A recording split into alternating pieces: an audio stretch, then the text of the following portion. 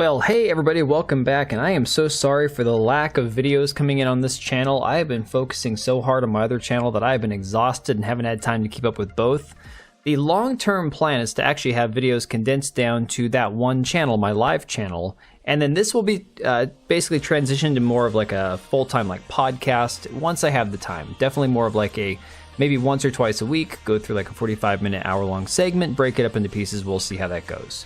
So that being said, I did have to talk about this topic because Rings of Power Season 2 is coming out this week, and this is a show that was unbelievably bad in Season 1. Now, just to recap, this series, Season 1 and 2 of Rings of Power on Amazon, cost Amazon like $1 billion almost due to the fact that they had to purchase the licensing rights, they had to get a hold of the appendices of Return of the King. They were able to use some parts of the Second Age, but just, not the entirety of it. They couldn't use a lot of the source material that did exist because of the fact they just didn't pay for the rights. So what we had essentially was a horrible fan fiction created from a couple of people who were incompetent writers with a cast of people who just seemed to be completely insufferable, including the woman who played Galadriel. Now we're seeing review scores coming out for Season 2 that have it at like an 80%, 83% with the critic scores, 85% fresh, whatever.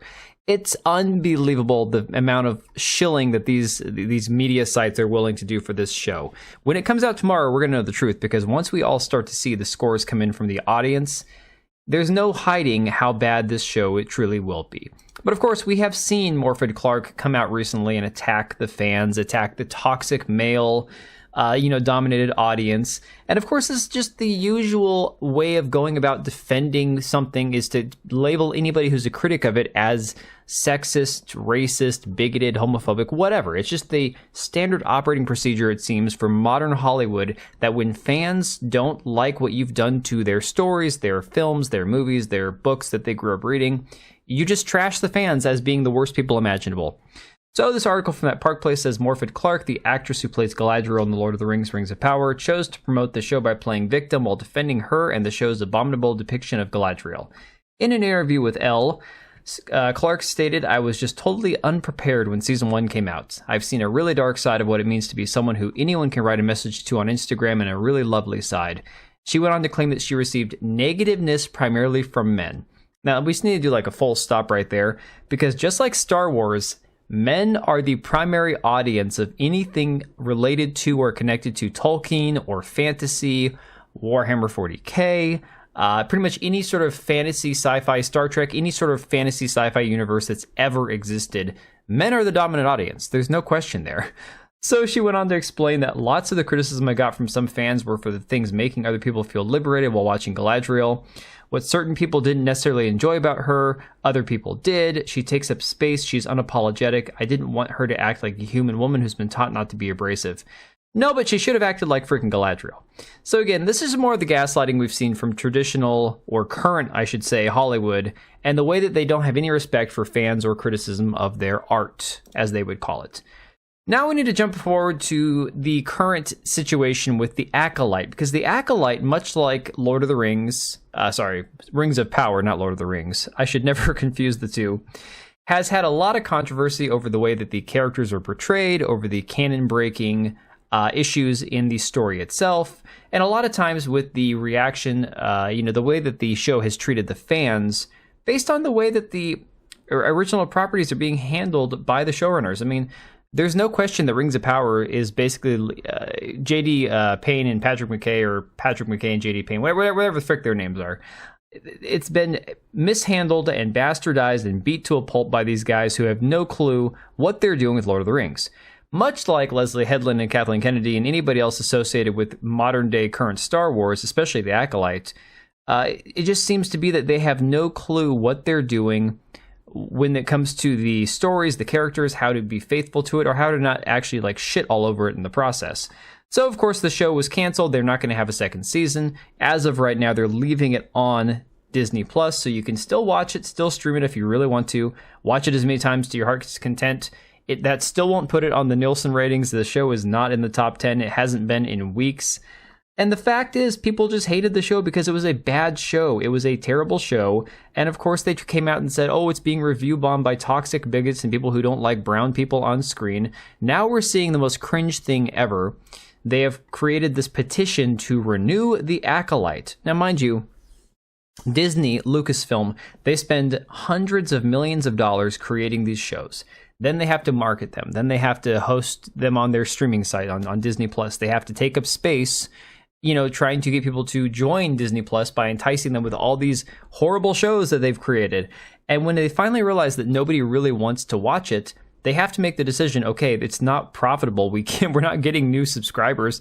Now it's time to axe it. We got to, you know, move on. We have to make something different. Try to win back the fan base, which of course that won't ever happen with the way Kathleen Kennedy runs the ship over there at Lucasfilm. It's not happening. So yeah, they've got 57,000 signatures on this Renew the Acolyte petition. Amazingly, though, they'll probably end up with more signatures on this petition than people who actually stuck around to watch the show. I would not be surprised, because just like with video games and the fact that these people don't spend their money on the modern audience-oriented games or movies or television, they probably aren't even watching this show. They just love the fan fiction that comes out of it where you ship the good girl with the bad guy. So again, even Eric Kane over at Forbes, much like his discussions about Rings of Power, has obviously pointed out that the reason Disney canceled The Acolyte wasn't toxic dude bros. It was because the show had terrible writing, terrible acting, terrible casting, terrible story, terrible ideas, all the way around, just a really horribly executed show.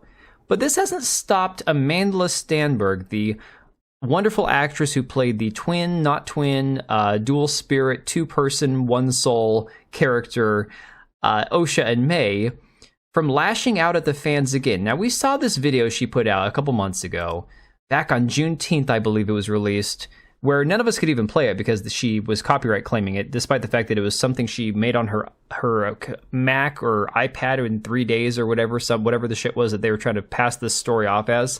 So here you have this video she released, basically telling people that she doesn't F with their discourse and that they're all evil bigots and they're not going to get her down. And now today we have a video from Amandla talking about how basically, I'll just give you a little quote right here. It's not a huge shock for me that it was canceled, talking about season 2 of The Acolyte. Of course, I live in the bubble of my own reality, but for those who aren't aware, there has been a rampage of vitriol that we have faced since the show was even announced, when it was still just a concept and no one had even seen it. That's when we started experiencing a rampage of hyper-conservative bigotry and vitriol, prejudice, hatred, and hateful language towards us. This really affected me when I first got the job because it's not something, even though I anticipated it happening, it's not something you can fully understand what it feels like until it's happening to you. Again, this is gaslighting by somebody who, mind you, is not 100% black. She's half white. She has a white parent. So she could claim to be white as much as she could claim to be black. So the idea that this is somehow a political racist backlash against her because of the color of her skin, when she is a wealthy, entitled, half-white individual who got a role of a lifetime in a Star Wars show that just happened to be a stinking pile of shit, but somehow if anybody criticizes it, it's because of race or politics. I mean, Eric Kane, for example, the person at Forbes who has been criticizing this show, is voting for Kamala Harris. He just put that on Twitter the other day, or earlier today. It's like, this is not a political issue. But of course, I believe I've got, hang on, I gotta find this. Yeah, Price of Reason actually took a couple of clips of this. We're just gonna play what he's got here, because I think he probably got 3 of the best little snippets of it, where we can just kind of listen to her speaking, you know, in her own words. A rampage of vitriol that we have faced since the show was even announced, when it was still just a concept and when no one had even seen it. And that's when we started experiencing a rampage of, I would say, hyper-conservative bigotry and vitriol, prejudice, hatred, and hateful language towards us. This is just like she's reading words out of a dictionary or a thesaurus. It's like, I'm just going to take all the random buzzwords and throw them out there, and we'll just see which one of them sticks. Despite and in the face of all of the vitriol that we received and kind of the targeted attack, I would say, we received by the alt-right, just that you were deeply loved and appreciated, and And, let's vote, y'all. Let's vote. Let's vote. I think that's all I have to say. I'm not sure what voting has to do with people not liking your Star Wars show that was a piece of crap. But again, this is somebody who, from day one, when they were marketing this show, they attacked the fans, they attacked white people, they attacked Star Wars fans, they said Star Wars was gay, they said nerds are gay. I mean, these are all words that from interviews you can look up. These are things that this woman said that Leslie Headland, agreed with, that they laughed about, they thought it was funny. So it shouldn't be a shock to her or to anybody else associated with this show that the show got canceled, that people didn't like her, didn't like the message of the show, because it wasn't Star Wars, it wasn't wholesome, it wasn't joyful or uplifting like Star Wars was intended to be. It was bleak, it was gay, it was miserable, and in the end, the bad guys were the good guys. So again, that has nothing to do with anything that was created back when George Lucas was still in charge of Star Wars. It had very little association to the actual lore of the original stories, and as such, you shouldn't be shocked when people said, no, it's not for me, I'm going to move on. So, that being said, guys, let me know what you think about all this. I will catch you on the next one. Alright, and if you made it this far, thank you so much for watching the video. Thank you for being here. I do have 2 channels, Minimal Effort Podcast, as well as my gaming channel. I do have a Twitch and Kick for my gaming channel. We do live streams over there occasionally, maybe once a week. And then if you are in the market for a new PC, make sure to check out Meta PCs. Click the link I have down below. Use code TBO at checkout for a special discount. Thanks again for watching, and I'll see you next time.